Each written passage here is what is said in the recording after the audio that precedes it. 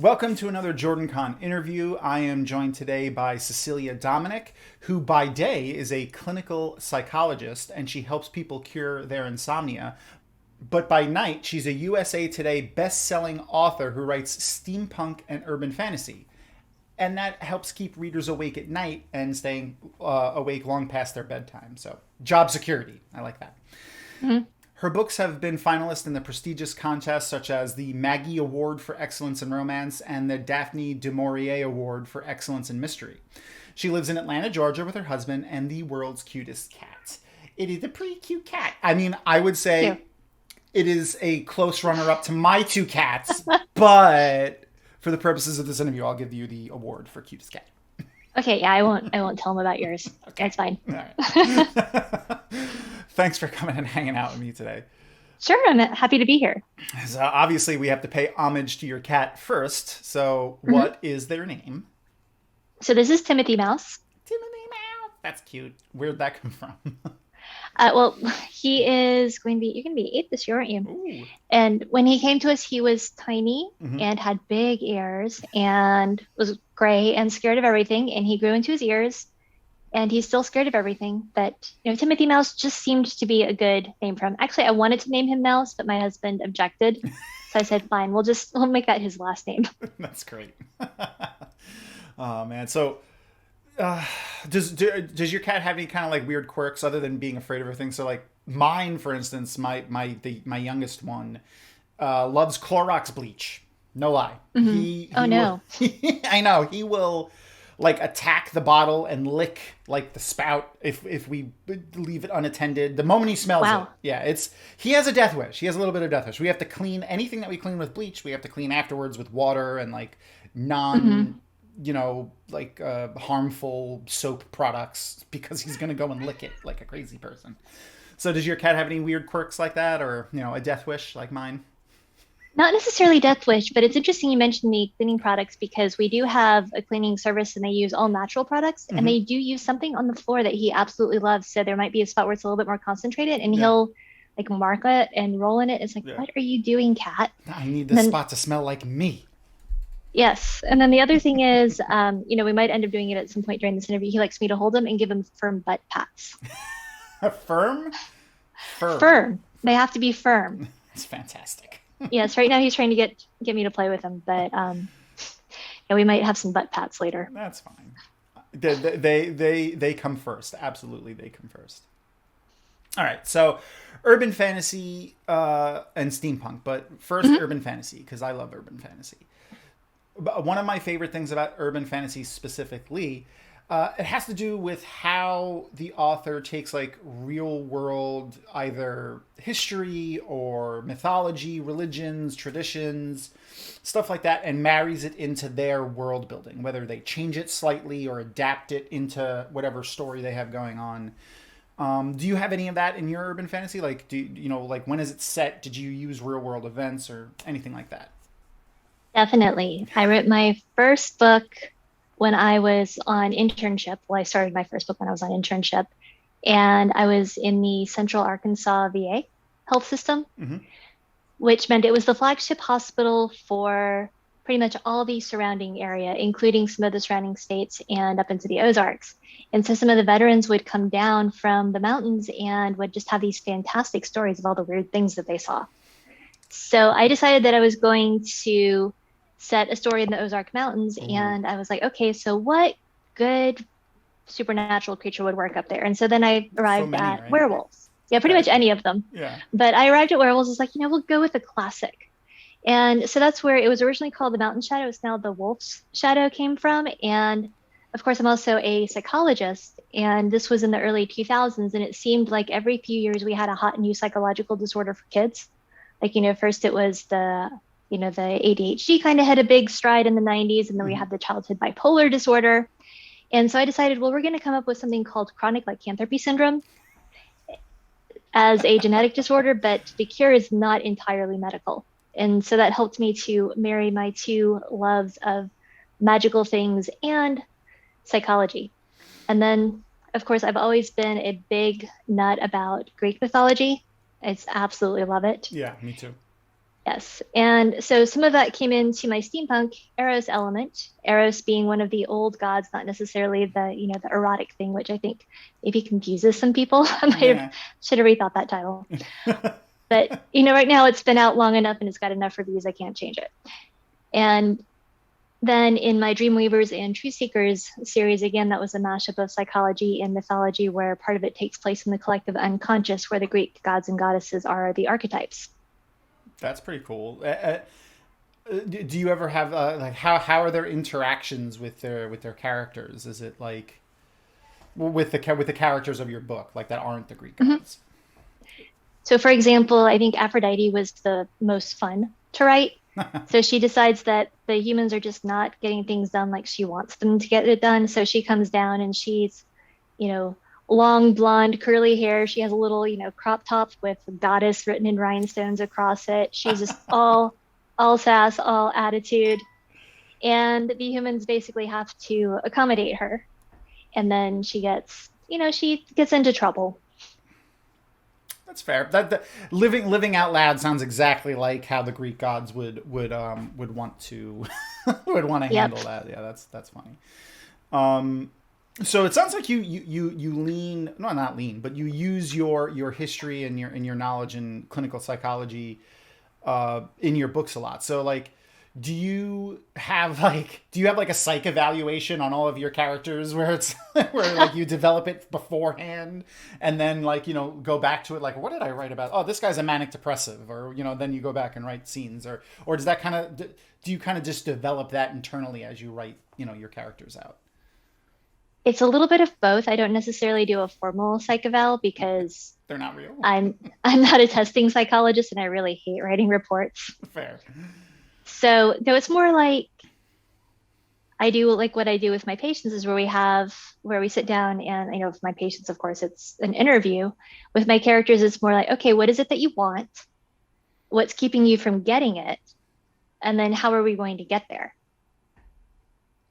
That's And cool. so it's a kind of a toss up on any given day as to who's more or less cooperative, my patients or my characters. I hear so many authors say stuff like that, and I absolutely love it. Just about their characters, not their patients, but you know what I mean. Yeah, one time I referenced one of my characters to my sister, and she's like, "Who is that?" I'm like, such and such from this book. And she was like, "These people don't live in my head like they do in yours." I'm like, "What? They're not real people to you? They're real people to me." That's fantastic. That's so wonderful. So like, do you find your characters misbehaving sometimes where it's like, man, I wanted you to do this thing, but now you got to do this thing? Yes, and I used to get frustrated, but I've come to appreciate it because at this point I've written enough books to know that if there is some weird quirk about my character or if they do something, it will likely end up being important later. And that's more like a little gift from my brain. That's fair. That's So, cool. for example, in my Ether Psychic series, there is a character who is the Marquis de Monceau, and he dresses about 100 years out of style. And this was in the first two books, and I had no idea why he did this. Just this is what he did. This is his quirk. And then we find out in The Art of Piracy, which is the first of the Inspector Davidson mysteries, why. And it makes perfect sense, and it's great for the story. That's wonderful. That was a funny post actually. I engaged with a couple of JordanCon authors years ago. They were talking about how out of place vampires would be if they lived, hundreds of years. They would use. My favorite thing was they were using colloquialisms wrong. So like they were Oh, saying, yeah. saying like just sayings, mixing them Hmm. together from hundreds of years ago. I could only imagine what their styles would be like. That's really cool. So what came first? You talk about like I'm sure one of the more interesting things that you do in your writing, and correct me if I'm wrong, is probably character development for you, right? Because Hmm. the interest in clinical psychology.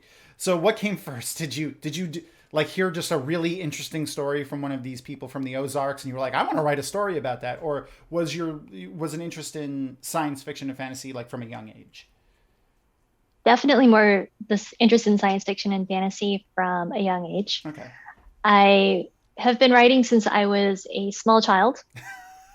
My mother claims I wrote my first story when I was 2. Actually, dictated it because 2-year-olds don't have great fine motor skills for writing. Yeah. And apparently, it was about a bunny and what it lacked in plot and character development. It more than made up for in enthusiasm. And yeah. And then I wrote all through grade school, and there was always some sort of fantastical element in my stories. Like, being a little girl in the 80s, of course, there's going to be unicorns, there's going to be Pegasus. I didn't understand why there had to be one or the other, so they were horned Pegasuses. Pegasi? Pegasi. If it's not right, it is now. There we go. That's going to be our word for today. Pegasi. Yes, Pegasi. And of course, I loved reading it. There was the mythology stuff. I also discovered Anne McCaffrey when I was in middle school with the Harper Hall trilogy, actually, since those were more aimed towards that age group. And then he went on to read all of the other ones several times. Yeah. And I think I just always wanted life to be a little bit more magical. I think I was frustrated with reality from a very early age. That's a great quote to snip out. I've always wanted life to be a little bit more magical. That's great. Thank you. Let's see. So yeah, no, you mentioned science fiction, fantasy in the early 80s, and especially ones that were catered to like the very few there were that were kind of geared toward the female consumer were all pretty much that same thing. But in the last 10 years, I really think entertainment in all aspects, whether it's literary, television, movies, they've done a pretty good job in expanding that, I feel like, and really being diverse in their character developments and their characters and the roles that the characters play within the storytelling themselves, be they whatever gender or sexual orientation they identify with, which has been great. Is there any of that in your books? Like, do you go into any of your characters' personal lives and stuff like that, or? Right now, I am working on a trilogy for Falstaff Publishing. So I was completely independently published since Sam Hain, my original publisher, closed in 2017. And then last year, I signed a 3-book contract with Falstaff, which was really exciting. And the heroine of that series is bisexual. And she's an old soul who's been reincarnated 5 times, never managed to lose her virginity, never managed to make it past the age of 25. And so she has all kinds of interesting things to struggle with. It's been so much fun. Yes. Rough. The never managing to, lose your virginity part, that especially being reincarnated, living so long, and you have to get through the childhood and everything. Does she remember her past lives? Not while she was in her lives, but she has not managed to, I guess, start over like she thought she was. So yes, she's currently living with both the blessing and the burden of all of the memories of her past lives. That's rough. That's rough. Yeah. That's pretty cool though. All right. So being a clinical psychologist, do you use any kind of like stories or do you suggest reading to your patients in any way to help with any of the problems? You said you work mainly on insomnia. Do you find reading helps with that kind of stuff, or? So there actually is research that shows that reading before bed is one of the best things that you can do for sleep. Okay. As long as you're not reading on a screen, of course. Yeah. So yes, good old fashioned dead tree books are the best. Okay. And it just depends on what the patients like to read. And it's been really interesting to hear what people are reading or listening to if they're listening to podcasts. Like for some reason, people love to read thriller or suspense novels or listen to those true crime podcasts before bed. And I'm like, is that really helping? No. You're making all these stress hormones come on, and right. Like that's a lot of stress right before bed.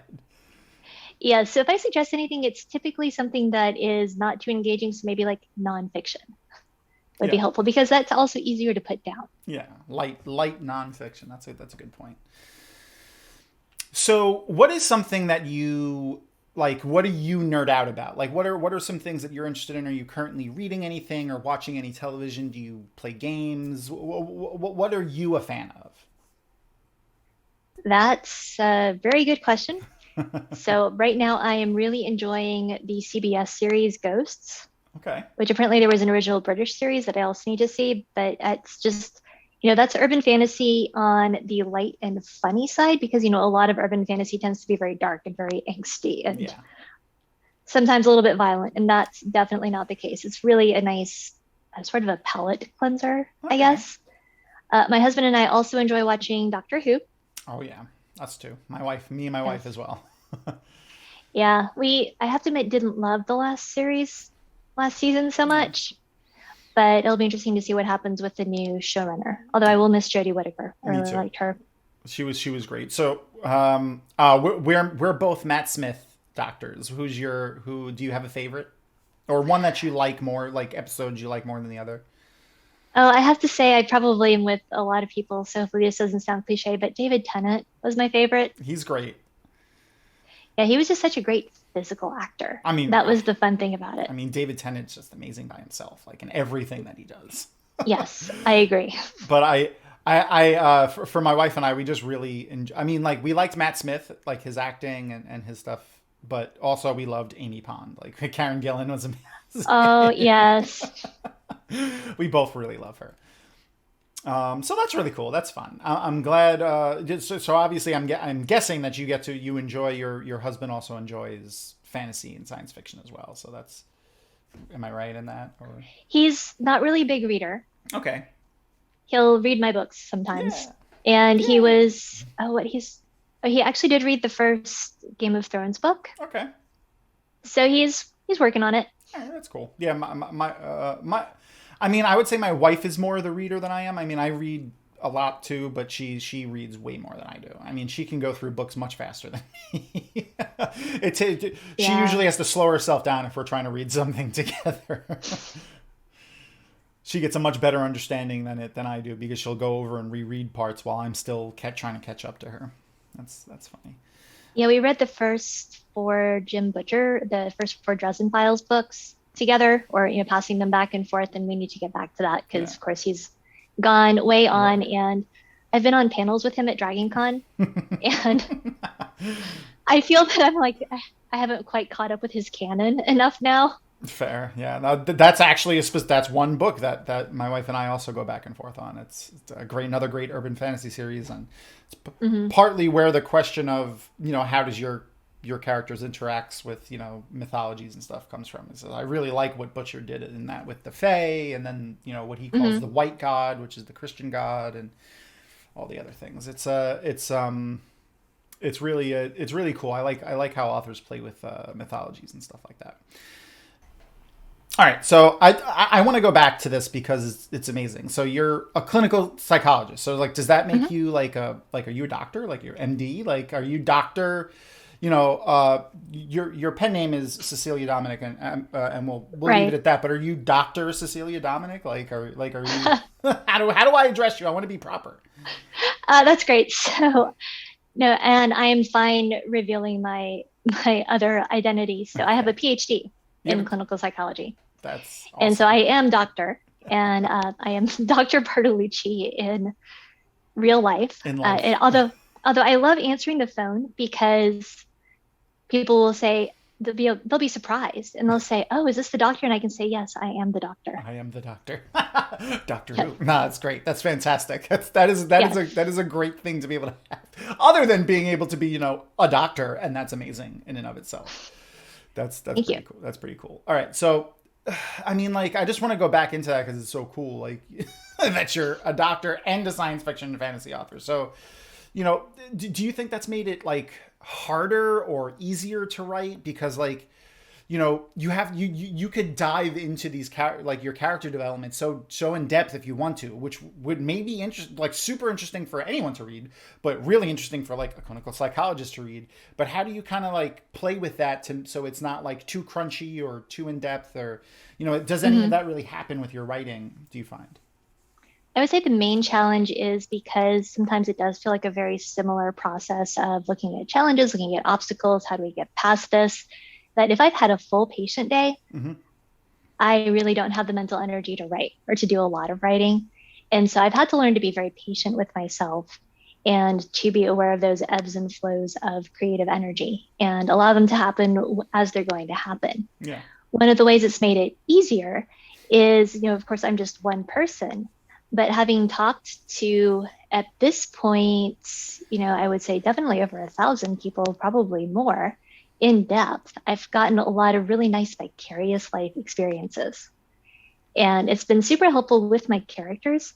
And I think it also helped me with my latest nonfiction book, which is Better Sleep for the Overachiever.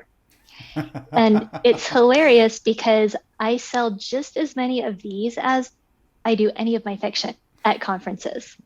Because, there's a lot of crossover there. Yes. That's great. No, yeah, I could definitely see there being a lot of crossover with that book specifically, and science fiction and fantasy conferences. Yes, and I wrote that book because I had just had so many similar conversations with so many people about the challenges of being, we don't even necessarily need to say overachiever, just maybe say high achiever or highly motivated people, even like really creative people fall under this. And so it's been a lot of fun, and it's, they're not necessarily characters in the books, but I definitely do talk about some of the people I've worked with and some of their challenges. And it was a lot like writing fiction, except, when things got slower, I got stuck. I couldn't kill somebody off because, the cops don't like that. Yeah, well, it's frowned upon. Yes. Maybe that's why it's so much shorter. No, that's really cool. It's an interesting aspect that you mentioned about, where in your day job, you speak to over 1,000 people, like you've said, but also, coming to these conferences, all of the authors that you meet and all the people that you speak with on panels. And, I'm sure, plenty of panels that are just, kind of speaking where you just speak to the audience or you're doing like a presentation, but plenty of them are also Q&As where I'm sure you've talked to people. So you really do have a really smattering, like a plethora of all of these conversations with probably every different type of person you can imagine, to pull from when you're writing these characters and doing these stories. So that's a really cool and interesting, background to have as a writer. A lot of people living in your head, though.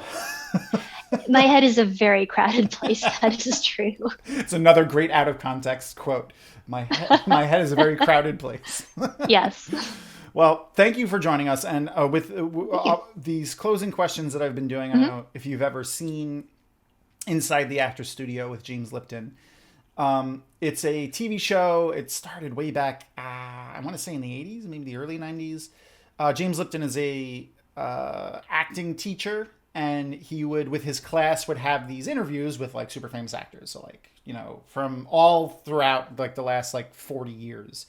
Anthony Hopkins and Bradley Cooper, the whole cast of The Simpsons and stuff like that.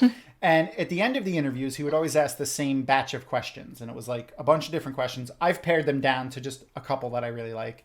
But that's how I'm ending these interviews, because these are the ones I enjoyed. So, and I thought it was a fun way to wrap up. So without any more ado, the first one is, what is your favorite word?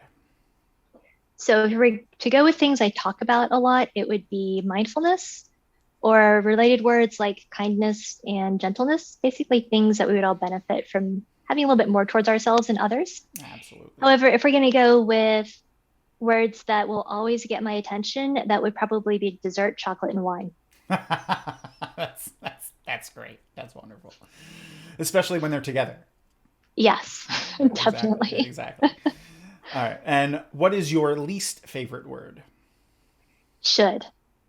And that is across the board, both aimed at oneself and at others. Okay. Albert Ellis had this great quote. It's like, don't should on yourself, don't should on others. I like that. That's great. I mean, you're full of these quotes today. They're great. And some of them are yours. That one's someone else's, but it's still great. Yes. All right. What is the first thing you notice about another person? Does their face look kind? Okay.